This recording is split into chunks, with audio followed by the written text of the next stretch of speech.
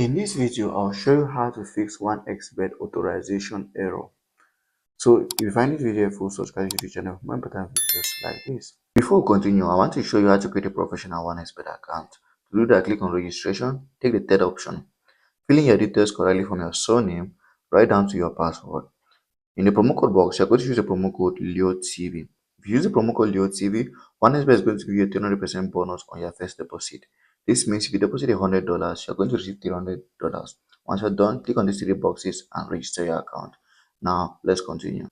So if you have any OneXBet authorization error that you are facing, maybe you are trying to log in and it's not moving, or you're trying to commit a bet and it's not going, then there's an authorization problem or error. And to solve that, it's very simple.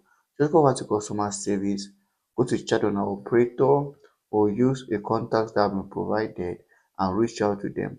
In this case, I'm going to suggest a general or a security email, and then you reach out to them and explain to them the problem you are facing. They are going to help you solve that particular problem.